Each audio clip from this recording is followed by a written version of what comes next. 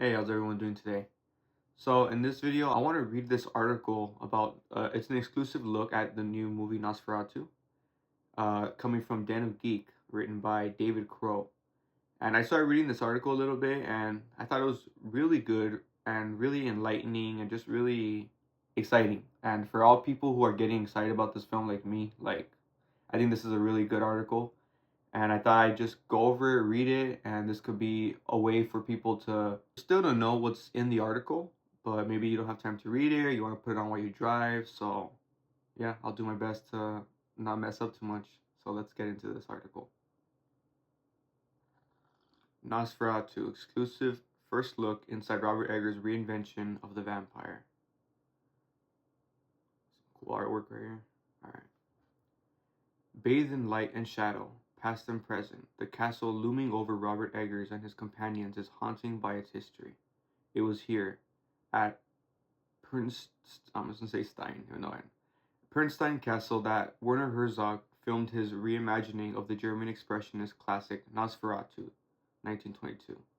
And it was here again more than 100 years after the original F.W. Murnau masterpiece that Eggers is attempting to make the most famous vampire story his own. In a location that actor Nicholas Hoult describes as cold in terms of feeling and isolation. The darkness has been penetrated too by upwards of 100 candles.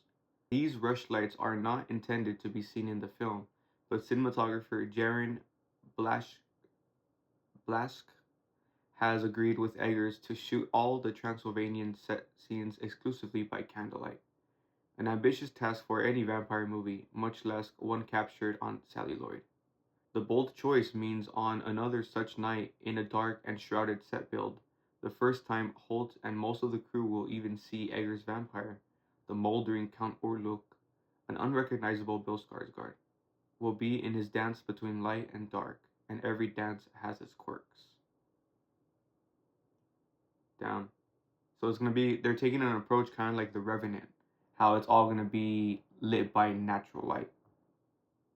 That's tough, but it definitely is gonna add like a certain immersion, but like a very stylistic immersion where it just feels real. Like the blacks are blacks because it's nighttime, and the type of lighting, it's just very atmospheric, immersive, and sounds perfect. The word I keep coming back to when I talk about this film. I had all the prosthetics pieces and the big fur coat, Skarsgård calls with a smirk, and Jaren would have hundreds of candles, and the way he would light a face would just be like, light more candles, kill these 4 candles, light those up. I remember being very hot and sweaty. It's not necessarily the effect one expects in the presence of a vampire, but it was satisfying all the same to Eggers and Skarsgård. After all, the pair have chased the demon for nearly a decade. Years and years before Castle sets, there was a moment when Eggers looked poised to make Nosferatu his second feature following The Witch. The vampire remake was announced in the trades back in 2015, and fielded immediate interest from many actors, including Skarsgård, who auditioned for several roles before being cast as Thomas Hutter, Holt's character in the eventual film. Plans obviously changed, and Eggers went on to make The Lighthouse and The Northman instead. I actually do remember seeing years ago upcoming Eggers film and Bill Skarsgård being there, and also his brother being there. And I remember thinking this whole time that that Bill was gonna be in The Northman, but now it just comes to me. It just came to me right now. Now I realize it must have been like reports that people didn't know how to make sense of it, so they were like, oh, they have to be in the same film. So that's interesting. Or who knows, maybe Bill was supposed to be in that film at one point. Plans obviously changed, and Eggers went on to make The Lighthouse and The Northman instead. But his vision of a vampire never faltered or shifted. According to Skarsgård, I don't think it changed all that much in terms of the dialogue and the structure and the payoff, and how weird and twisted it is, how it's occult and demonic. Well, what did evolve was Eggers' confidence. Nowadays, the research-intensive filmmaker appears quite comfortable stepping into the shadow of Murnau and Herzog and unearthing something unique in the gloom. I don't know that my intentions were all that different, Eggers explains. but I wouldn't have had the experience and skills to have made it as well as I made it now. I love the confidence. At last he has found the right moment to unleash an image which has given him no peace, an image of a vampire stripped free from a century's worth of cinema and fantasy, humor and irony, with a weary smile, or no, with a wry smile, and small nod to his lighthouse star Robert Pattinson. Eggers even muses, "We need to find where the fear is in this archetype and bring it out again, and put to bed my friend Rob's sparkling vampire." That's funny. Raising the dead. When we catch up with Eggers and his trope, the singular auteur is in a strange place. The movie he's dreamed about for so long is finished with an edit locked back in April, yet closure remains elusive. Not until Urluk is out in the world spreading love and pestilence will the experience be complete. And unlike every other Eggers film that was tinkered with until the last minute, the director is getting a chance to catch his breath ahead of Nosferatu's Christmas Day release. It's a date he insists makes total sense. There's a Christmas tree in this movie, so what else do you want? For those of you who have new to my channel and have never seen a video of mine, I'll link my reactions down below to the Nosferatu trailers. But in the first one, I do talk about how I did some research beforehand, before there was even any trailers or anything, because I've been following this film for years. And Eggers has been really obsessed with Nosferatu for like half his life, or maybe most of his life. I'm not particularly sure about that, but he has written a version of this for the stage, for theater, when he was in theater productions when he was younger. So this is like a hardcore passion project. So I'll link the videos. I highly recommend you check it out to get that little bit of information. So it kind of makes sense that this film is like locked and ready, because he knew exactly what he was doing for more than the other films, I'm sure, because this has been a passion for like who knows how many years, maybe almost 2 decades or something, you know.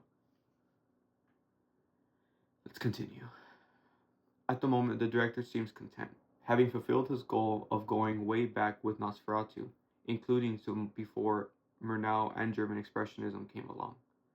While like the 1922 original, Eggers' Nosferatu is based on Bram Stoker's immortal novel Dracula from 1897. The new film is set even earlier than Stoker's prose, with the movie taking place in 1930s Germany.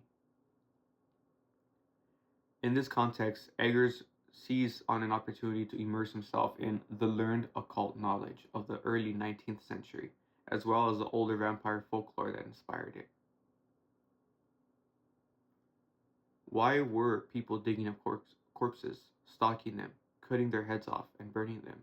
Eggers post. Because they really believed in vampires. Where does that come from? How is that potent?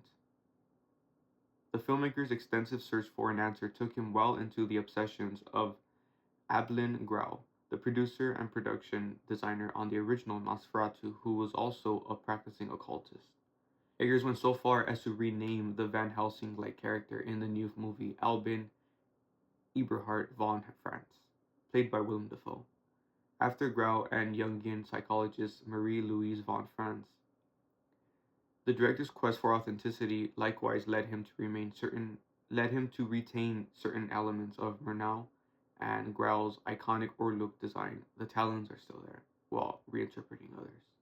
I gotta say, I didn't realize that. It makes sense in the trailer, but still, I thought that it was going to be more faithful in terms of names, so I didn't realize Defoe was playing that character. But yeah, I don't have a problem with the renaming. I don't have a problem because of the name is kind of iconic in its own way, even though he's making it up. But yeah, of course, I'm a little bit bummed out about that, but it's not a big deal. I'm definitely, like everyone, so excited to see what Skarsgård's gonna look like, because I'm glad the talons are still there. That's iconic, you know.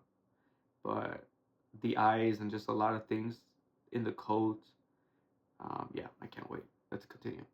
My main goal was to ask, what would a dead Transylvanian nobleman look like? Eggers says. The hairstyle and all the clothing and all the trappings come down to that, and then creating a scary, imposing, masculine vampire rather than a sad vampire, although Bill still adds some needed pathos in a few moments. Hmm, that's very interesting. Masculine rather than sad. I wonder what that means exactly. Hmm. I like the sound of that. So yeah, because definitely in Herzog's version, it is, I guess you could say, a sad version of Orluk. So I guess this one will be much more intense, much more aggressive, stoic. But I still do want the little bit of the sad vampire. But it all depends on what kind of connection he's gonna have with Ellen's character, with Lily Rose Depp's character. Yeah, I wonder what that sort of relationship's gonna be like. Maybe it's gonna be less love and much more aggressive obsession. So we'll see. Skarsgård indeed brings a wounded ferocity. There it is. Skarsgård indeed brings a wounded ferocity to the character while vanishing at Orluk's design. The Swedish actor reveals he would sit for 6 hours in makeup chair for full body prosthetics, which was only the beginning. Since Eggers Orlok is supposed to have once been a 1500 sorcerer who survived the grave, Skarsgård felt liberated in other areas. Wow, okay. I think that's new lore to the Nosferatu tale. Or perhaps it's not. Hmm. There's no historically accurate accent of what that would sound like anymore, Skarsgård explains. He could possibly be Hungarian or he could be Romanian. So I just took little things, idiosyncrasies that they possibly would have, like rolling R's without being too Bela Lugosi. It was just finding these little things to anchor it in. Oh, I would like that. That's cool. I would like a little bit of that rolling R's energy, like Bela Lugosi. That's cool. A tale as old as time. Skarsgård might intentionally avoid Lugosi, but as a lifelong Dracula fan, he notes that Nosferatu follows one of the greatest horror stories ever told. It's a myth Eggers recreates with the care of accursed scripture. Hmm. Set in 1838 in the fictional Baltic port of Baltic port city of Wisburg, Nosferatu finds two young lovers, Thomas Hutter Holt and his wife Elaine, Lily Rose Depp, separated when Thomas gets the offer of a lifetime to sell real estate to an eccentric nobleman in the Carpathians. Viewers might guess where this is headed, but what will be unnervingly new is the psychic, high, nigh perverse connection that Depp's Ellen has had with Orluk since childhood. What? He is a presence that always walked beside her, and now he is coming to be with her in the flesh. Unfortunately, he brings with him all plagues and pestilence of antiquity. That's interesting. Nigh perverse connection. And in my reaction to the latest trailer, I did mention how she says something about like you can't please me like him, something like that. And this says nigh perverse connection. So, I really wonder what type of connection they're gonna have, and since childhood. I also wonder what the runtime's gonna be. I hope I hope more on the longer side, like past 2 hours. That's what I mean.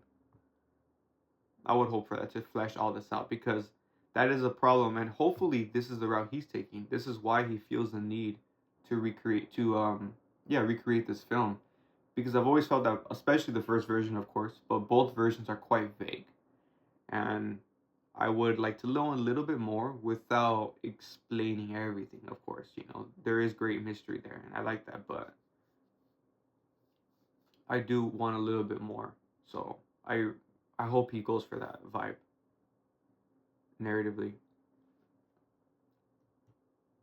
Says Eggers. One of the things that I like about Murnau's version, taking place earlier than Dracula, is Dracula moving to London because it's one of the hubs of the Western world, and he's eventually hoping for world domination, whereas Orlok seems to want Alan. It therefore becomes a little bit more of a simple fairy tale. Agreed. Simplicity can deceive, though, and one of the most intriguing new complexities of Nosferatu 2024 is that it fully becomes Ellen's story. She's somebody who's been plagued with this darkness that's always been around her, Depp tells us. She's felt this pull since she was a little girl, so I think she felt a lot of shame for it and a lot of loneliness. And she was really calling out for some kind of companionship, and she found it in this demonic force, in Orlok. Mm. Yeah, I believe in both versions.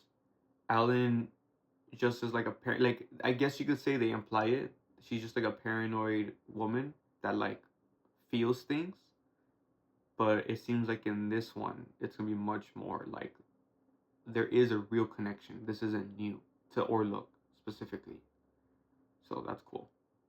It's a take on the material that a Dracula aficionado like Depp instantly fell in love with when she read the script, and which she fought to realize on the big screen. In fact, more than a few folks who saw the movie asked Eggers in if during the scenes of Alan's convulsions, when she appears to be communing mentally and physically with the vampire, her contortions were achieved with CGI. Nope. Depp worked with movement choreographer Marie Gabrielle Notti to develop each one of those scenes during months of prep, finding inspiration in Japanese Butoh dance. Wow. And even before getting the part, she floored Eggers and his casting director by auditioning, unprompted and overzoomed with her early interpretation of Alan's possessions. I kind of did something totally wild and weird, she says. I threw my stuff on the ground and just went nuts. The director offered her the role the same day. Nice. One of the advantages of Nosferatu being the director's fourth movie is the freedom to finally go big. Larger than any of his previous. Wow. Larger than Northman? Awesome. Ugh, I can't wait for this movie, man. That's something, sorry, just a quick little thing I've noticed in myself recently. I've noticed that no matter how much I appreciate small films, intimacy, indie films, all that, like a movie like Close or most of A24 films, I would say, but I do love big scope. But it doesn't have to be huge. It doesn't need to be freaking fantasy. Well, I guess this is considered fantasy, huh? But I meant like Lord of the Rings or superhero. Like it doesn't need to be that big. I just do like when something has a little bit of a larger scope while still being very character driven. And so that's why this film is just so perfect on so many levels for me. Larger than any of his previous undertakings, Nosferatu saw the construction of around 60 sets in Prague, massive all-encompassing spaces that recreated a Germany with still one foot in the early modern era, and a Transylvania that is positively medieval. Awesome. The filmmaker also traveled to the real Transylvania for some wide exteriors at Hunidonora Castle. Hunidonora Castle. Eggers says it is like if Merchant Ivory did a Hammer horror movie. I don't understand that reference, but I'm sure some of you will. The bigger scope similarly frees Eggers to indulge in longer single takes, evocative of the 1940s Hollywood, as well as a more heightened way of speaking among the characters. The writer-director points out this is due to the protagonist's well-to-do standing versus Puritan farmers or Viking warlords. True. In the English language, we're sort of in a late Jane Austen, early Charles Dickens, and that gives them different formality to the speech.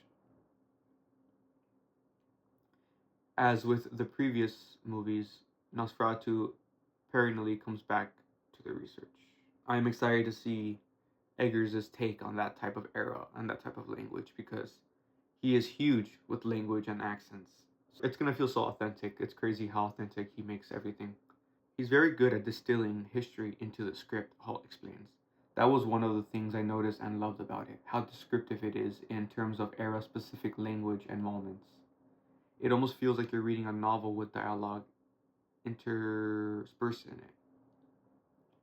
Also, like other Eggers movies, a commitment to authenticity can lead to adversity. For his part, Holt remembers filming one scene in wintertime Prague where, to make the rain visible on candlelit film, he was asked to lie in the mud and beneath a rain machine set to heavy in the dead of night. After a few takes of being drenched in ice cold water, Rob was very nice and said, "You need to warm up because I was shaking violently." Yeah. Depp similarly has a convulsions scene where Alan falls under a spell while sitting by the sea. Despair over Thomas's absence transforms into bestial mania. "We started shooting in February, so it was pretty frisky in Prague," Depp chuckles. "And the water was absolutely freezing, but it's putting me even more in the circumstance. I don't have to pretend I'm cold and freaking out. I'm actually cold and freaking out." Yet Eggers is quick to note that Nosferatu is less about the physical conditions than the high stakes of emotions endured in the story's three leads. More than German expressionism, it is the aesthetics of great romantic painters like Johann Christian Dahl and Caspar David Friedrich that inspired Eggers and Blask's visual palette on this one. The film is a lush mix of wintry hues. Even so, the central underlying fear stems from something much older. From Nosferatu's first scene, the way Orlok stalks Alan intentionally evokes medieval and early Renaissance motifs. The Danse Macabre, Death and the Maiden, and the Daemon Lover. They're images of death consuming youth at its base foundational level. It links eroticism and death. I think they're linked in humanity, Eggers considers. Like, I don't think it would take Freud to tell a caveman that when a spear penetrates an animal, it is similar to a phallus penetrating a vagina. Dude, this guy on phalluses, man. If you know what I mean, it's like he referenced that many times in the Lighthouse Press, and just, yeah, that's funny. You pull the spear out. What does it look like? I think that it is just linked, however frightening the idea may be to certain Moors. I think that's kind of interesting in a horror world. In this vein, Depp sees Alan's draw towards Orlok as tragic since she is so deeply in love with Thomas. He is genuinely good for her, but there's something inviting about darkness. I like that. Yeah, okay, so that's much more. She's definitely much more drawn to him than the other ones. I like that. It makes things more compelling than just like straight up possession or, yeah. I think that it touches a lot on taboo and being drawn to something that scares you. The actress says, "A lot of people live with a true fear of death, understandably so, but we're kind of drawn to it and intrigued by it because it's the most terrifying thing. It's the most titillating thing. Perhaps it is the actor who plays death himself who can make best of the sense of Orlok's thrall. In Skarsgård's mind, the vampire represents anything humans are drawn to despite knowing better. It could be an addiction, it could be an abusive relationship, it could be all those things," Skarsgård says. "He's the embodiment and allure of attraction to destruction. Sometimes you want to be destroyed or you want to be corrupted, and that's Alan's inner struggle. Then sometimes from Orlok's perspective, it's the craving to destroy that which you find so beautiful. The terror of Nosferatu is we are naturally and forever drawn to it." Nosferatu opens in theaters on December 25th. Well, that's a great article. Again, written by David Crow from the Den of Geek, not the Den of Nerds. Yeah, I'm just so excited for this film. It's just crazy how everything they say just sounds right. It just sounds right, and yeah, I just can't wait for this film. You know what? Let me look up the runtime actually. I wonder if that's already out there. 2 hours and 12 minutes. Perfect. That's exactly the type of runtime I was kind of wanting right there. Just over 2 hours, but I feel like a 220. 220, 225, I'd be like, maybe there's going to be some slow moments, or maybe there's going to be some scenes that I'm like, was that necessary? You know? Like, maybe he'd be getting too crazy with the occult, and it's just like, stay focused on the real story, you know? So, 212, what did I say? 212, 215? That sounds perfect. The only thing that I wouldn't say I'm troubled by it, that's not the right word, but I would just want to know more about Aaron Taylor Johnson. Aaron Taylor Johnson. Yeah. I want to know more about him. I mean, I know who he's playing, but still, I just would like to know more. But I guess he might be busy right now. But I've heard nothing from him in any interviews, and I like that guy. So I just want to know more and just if there's anything deep about his character, like at all, or if it is just gonna be like off to the side. But then again, yeah, there was also no word from Emma Corrin, so yeah, that's fine. So yeah, there it is. I hope my reading wasn't too bad. I tried, but yeah, I just wanted to do this with you guys on a video because I'm so excited for this film, and it's such a specific type of film that I don't think most people can be excited about. It's just more like a, I'm sure most people would be just like, oh, a new horror film. That's it. So it's a very specific group of people I think who are actually like hyped for this film, like genuine hype. Yeah, for this year, to me, it was just like, dude, Dune 2 and Nosferatu, and Civil War. Like, those are like the big ones that I'm like having massive hype for. I'm sure there's more, but right now, those are the three that popped to mind. Really excited. Thanks for watching, and hopefully this helped you guys. If you're like driving on a commute, at the gym, whatever, you can just play this video a little bit long format for what I usually do. So yeah, thanks for watching.